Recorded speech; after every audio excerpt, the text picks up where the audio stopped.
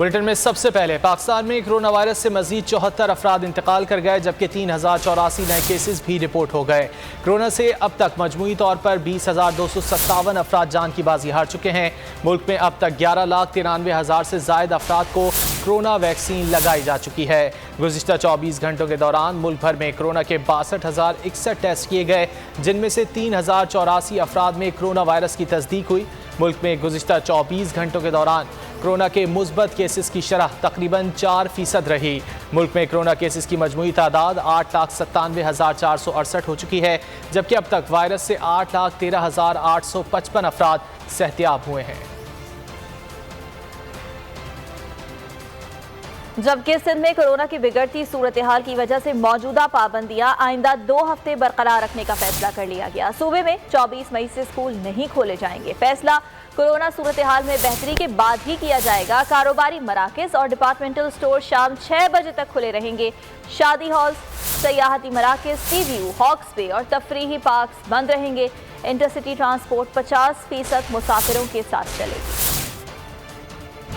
सिंध में कोरोना की बिगड़ती सूरत हाल, मौजूदा पाबंदियां अगले 2 हफ्ते तक बरकरार रहेंगी। कोरोना टास्क फोर्स ने फैसला सुना दिया। फैसलों के तहत कारोबारी मराकज और डिपार्टमेंटल स्टोर शाम 6 बजे तक खुले रहेंगे।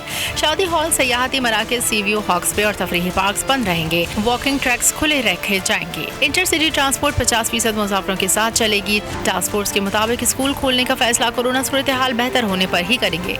वजीर आला का कहना था कि ईद के बाद केसेस की शरह मुसलसल बढ़ रही है। मुस्बत केसेस की शरह 8.8% हो गई है। तर्जुमान सिंध हुकूमत मुर्तज़ा वहाब का कहना है कि कोरोना केसेस में इजाफे के बायस हुकूमत को सख्त फैसले करने पड़ते हैं। सख्तियों को कम करना है तो हुकूमत का साथ देना होगा। जब हालात खतरे की तरफ जा रहे हो तो फिर आपको सख्ती करनी पड़ती है। तो अगर हम मौके पे पहुंच उन सख्तियों को अवॉइड करना चाहते हैं तो आपको फिर अपनी हुकूमत का साथ देना पड़ेगा। वो साथ मैंने आपको बताया 2 तरीके, SOP, मास्क और वैक्सीनेट कराना। सेक्रेटरी सेहत कासिम जतोई के मुताबिक 15 से 21 मई कराची में 13.97% केसेस रिपोर्ट हुए। हैदराबाद में 10.83%, बाकी इस्लाम में 5.40% केसेस सामने आए। कराची के जिला शेखी में 15%, जिला वस्ती 13%, मलीर और करबी में शरह 10% रही। हैदराबाद में 11, सखर में 8% केसेस सामने आए। 30 रोज में सूबे में 213 मरीज इंतकाल कर गए। कोरोना का खौफ अभी कम नहीं हुआ। बड़े शहरों में तलबा को स्कूल जाने के लिए अभी मजीद इंतजार करना पड़ेगा। कराची, लाहौर, इस्लामाबाद समेत मुख्तलिफ शहरों में स्कूल 6 जून तक बंद रहेंगे। वफाकी वज़ारत तालीम का ऐलान, 5% से कम शरह वाले शहरों में स्कूल 24 मई से खुलेंगे।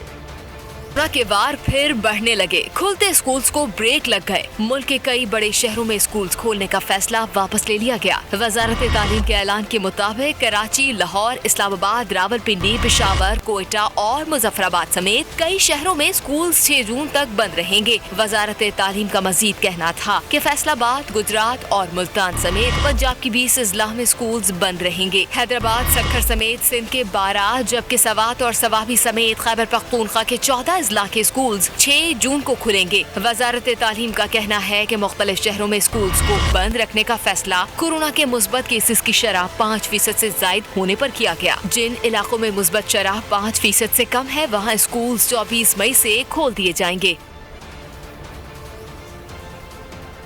और कराची में बढ़ते हुए केसेस के हवाले से गुफ्तगू करेंगे। हमारे साथ मौजूद हैं डॉक्टर बारी। डॉक्टर साहब, बहुत शुक्रिया आपके वक्त का। डॉक्टर साहब, जैसा कि इम्कान जाहिर किया जा रहा था ईद से कबल के केसेस बढ़ सकते हैं और वैसे ही हुआ। अब केसेस जो है वो ज़्यादा रिपोर्ट हो रहे हैं और ख़ासतौर पर अगर कराची की बात की जाए तो ज़्यादा केसेस सामने आ रहे हैं। आप क्या समझते हैं, इस वक्त लॉकडाउन जो है वो नाफिज रहना चाहिए? बिल्कुल। कल हमारे टास्क फोर्स की मीटिंग हुई थी, स्पेशल मीटिंग की थी CM हाउस में, और हमने ये फैसले किए थे कि अगले 2 हफ्ते तक जो है ना लॉकडाउन को कंटिन्यू किया जाएगा। मार्केट के टाइमिंग्स भी वो कम करेंगे, स्कूल सारे बंद रखेंगे और जो SOPs पे सख्ती से अमल कराया जाएगा।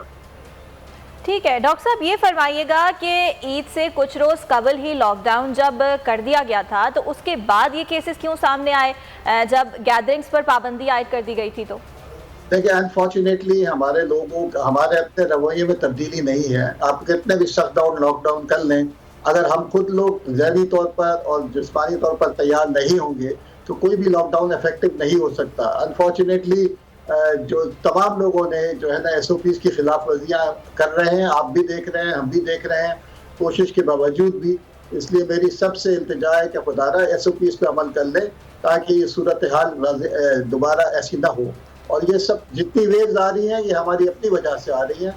हमको SOPs पे अमल जब तक हम नहीं करेंगे, कोरोना के साथ जीना हमको सीखना होगा, नहीं तो ये लामनदाई सिलसिला शुरू हो जाएगा जिसको हम फिर संभाल नहीं सकेंगे।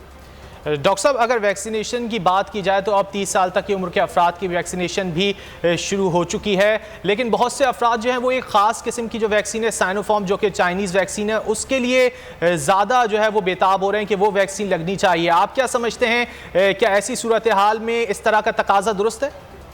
बिल्कुल नहीं। देखें, मैं ये तो कहता हूँ जो वैक्सीन अवेलेबल है, तमाम वैक्सीन जो है ना इस वक्त मार्केट में जो है वो सेफ है, इफेक्टिव है, इसलिए जो अवेलेबल है वो इस्तेमाल वो लगवा लें, क्योंकि जब तक वैक्सीनेशन 2/3 पॉपुलेशन की नहीं होगी हमको ये लॉकडाउन और इन चक्रों में पड़ा रहना पड़ेगा। और जितना जल्दी हम लोग ये 2/3 मेजॉरिटी अपनी पॉपुलेशन को हम वैक्सीनेट कर देंगे तो फिर इंशाल्लाह इसकी जो है ना फैलाव रुक सकता है। जैसे कि आप देख रहे हैं कि यूके में, अमेरिका में चीजें खुल रही हैं, वो इसी वजह से कि उन्होंने अपना ये टारगेट अचीव कर लिया है। ठीक है डॉक्टर साहब, ये भी फरमाइएगा कि अगर हम मसला फ़लस्तीन की बात करें, यकीनी तौर पर पूरी उम्मत मुस्लिमा गम गुस्से का शिकार है, लेकिन जब हम ये कह रहे हैं कि गैदरिंग्स को अवॉइड किया जाए, वहीं हम ये देख रहे हैं कि इजराइल मुखालिफ रैलियाँ भी निकाली जा रही हैं, पूरे पाकिस्तान में भी निकाली जा रही हैं, कराची में भी निकाली जा रही हैं, तो आप ये जो गैदरिंग्स करने वाले हैं, जो रैलियाँ निकालने वाले हैं, इनको क्या पैगाम देंगे? देखिए, हमको प्रैक्टिकल होना चाहिए। हमको इस वक्त जो है ना वहाँ पर इन रैलीज से कुछ फर्क नहीं पड़ेगा। हमको जो है ना जो फोरम्स हैं जहाँ पर जिसमें इफेक्ट हो सकता है वहाँ पर अपनी अपनी आवाज़ों को उठाना चाहिए और अपनी वहाँ के लोगों की मदद करनी चाहिए। उनको इस वक्त जो है ना दवाइयों की ज़रूरत है, उनको दूसरी चीज़ों की जो ज़रूरत है उसमें हेल्प करनी चाहिए। लेकिन ये अपने आप को नुकसान पहुँचाने की सूरत है। इस वक्त तमाम चीज़ों से परहेज, ऐसी चीज़ों से गैदरिंग से परहेज करना चाहिए जहाँ पर, क्योंकि कोविड का ये बढ़ रहा है, क्योंकि अभी जो आप ग्राफ देखें ये राइज की तरफ है, प्लेटू नहीं है कि हम नीचे ले आएंगे, ये राइज है और ये राइज बड़ा स्टीप है और बहुत तेजी से ऊपर जा रहा है। तो आपको हर किस्म की, जिसमें चाहे सियासी हो चाहे गैर सियासी हो, मजहबी हो, तमाम चीज़ें की गैदरिंग से हमको जो है ना इससे इज्तनाब करना चाहिए।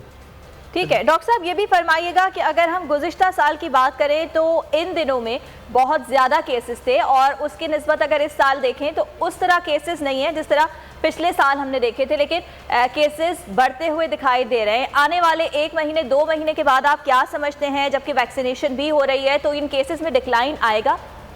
देखिए, अगर पहले तो मैं ये वाज़ेह कर दूं कि पिछले साल के और इनके आज जो केसेस हैं ये ज्यादा हैं, पिछले साल के मुकाबले में ये ज्यादा तेजी से बढ़े हैं।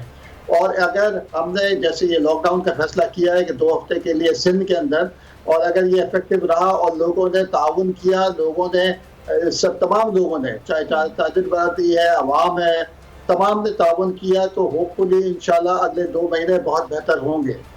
अच्छा डॉक्टर साहब, अगर वैक्सीनेशन की ही बात की जाए तो जब तक तमाम एज ग्रुप्स को वैक्सीनेट नहीं कर दिया जाता तो खतरा तो उस वक्त तक रहेगा। देखिए, 18 जो सारे वैक्सीन है ना, ये 18 साल की उम्र से ज्यादा लोगों के ऊपर जो है ना इसके सारी जो ट्रायल्स हुए हैं वो चल रहे हैं उसके नीचे।